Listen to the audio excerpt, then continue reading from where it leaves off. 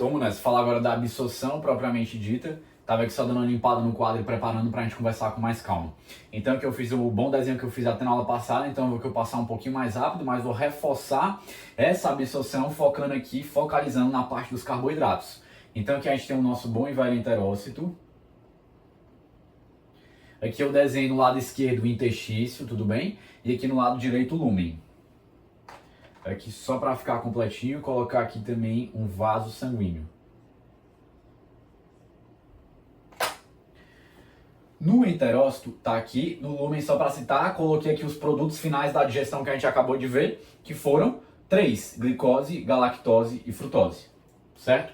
O enterócito, tudo começa aqui no enterócito, vai ser o palco aqui da explicação, e tudo começa, só lembrando, aqui membrana basolateral, e aqui a membrana apical com as vilosidades, e aqui a própria microvilosidades. Aqui nas microvilosidades, nesse conjunto de microvilosidades, seria a nossa borda e escova, a gente vai encontrar as diferentes enzimas que eu citei, né? A própria lactase, maltase, sacarase, né? Enfim, a gente encontra elas aqui, alfa-dextrinase, etc. A gente encontra elas aqui na própria borda e escova, certo? Então vamos entender aqui que o enterócito, ele contém aqui, como para o início da nossa explicação, aquela parte que é a força motriz de todo o processo, o motor de todo o processo, que é a nossa boa e velha bomba,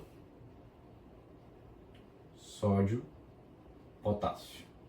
Aqui é a ATPase, porque ela tem essa enzima que gasta o ATP para conseguir essa energia. Então, se é uma bomba que está usando o ATP diretamente, né, uma forma que usa diretamente ATP de transporte ativo primário, só recapitulando isso também.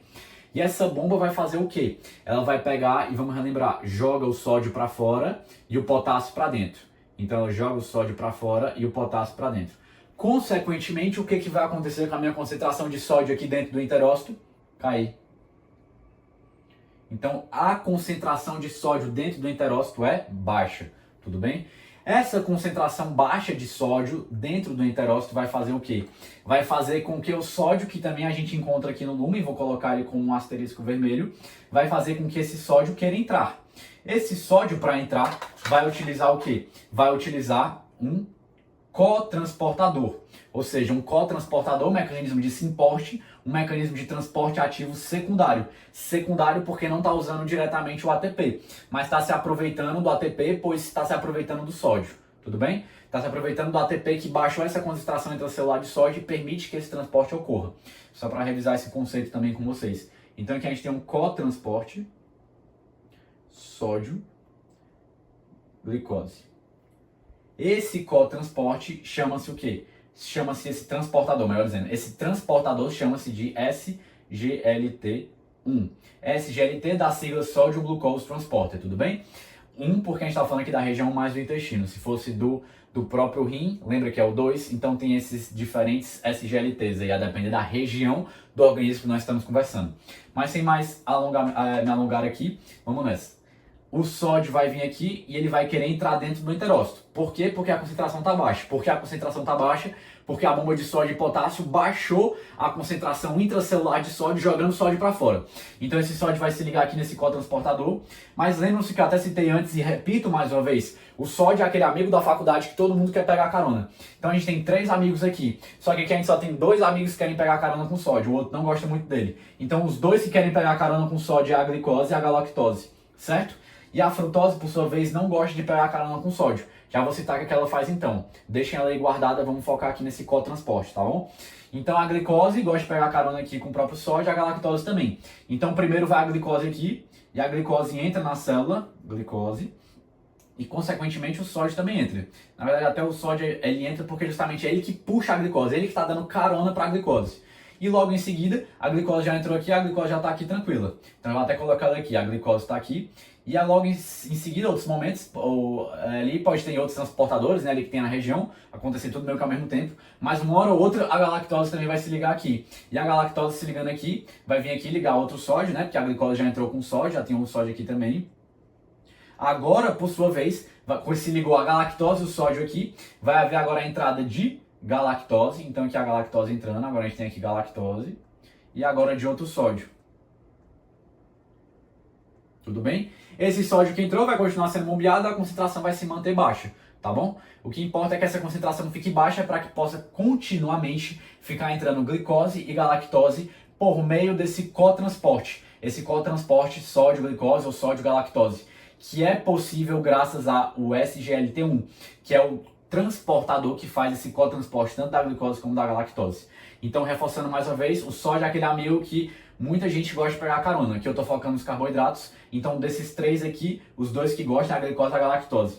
A frutose, ela gosta de ir sozinha, ela não gosta de carona.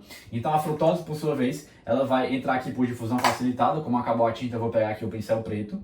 Então, vem aqui, vou pintar aqui de preto a frutose, tá? Porque acabou a tinta, mas entendam que esse asterisco aqui, eu estou me referindo à frutose. E ela, por sua vez, vai entrar por meio de um transportador, por uma difusão facilitada, graças a um transportador que é o GLUT número 5. Então o GLUT 5 vai permitir essa entrada da frutose aqui pela membrana apical. Só que eles entraram tanto a glicose como a galactose, como a frutose dentro do enterócito. Eles entraram por essa porta de entrada na sala que é o enterócito.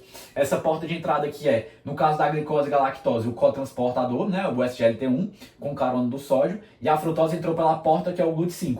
Mas agora eles precisam sair. Os três monossacarídeos que entraram aqui no enterócito, tanto a glicose, como a própria galactose, como a frutose, os três que entraram, eles vão sair pela mesma porta. Então a porta de saída é a mesma. Essa porta de saída, vou desenhar aqui agora para vocês, não é nada mais nada menos do que o GLUT2. Então os três entraram, dois pela mesma via, um por uma via diferente, mas os três vão sair pela membrana basolateral por meio dessa porta de saída. Essa porta de saída é o GLUT2. Quando eles saírem, vou fazer só um parênteses aqui bem rápido, ver se a tinta vem. Bem não. Mais uma aqui de pincel preto. A frutose, por sua vez, vale só um detalhe a gente falar da saída dela. Parte dela é hidrolisada, perdão, hidrolisada não, pessoal, usei o termo errado. É fosforilada para formar a glicose. E essa glicose, por sua vez, sai por aqui. Mas, enfim, retomando aqui, esses quando saírem, esses diferentes monossacarídeos vão sair e vão entrar aqui no próprio vaso sanguíneo. E do vaso sanguíneo vão para o organismo para servir como fonte para a produção de energia, coisa que eu vou entrar já já. Mas esse aqui é os princípios, as ideias que eu queria falar com vocês sobre a absorção em relação aos carboidratos.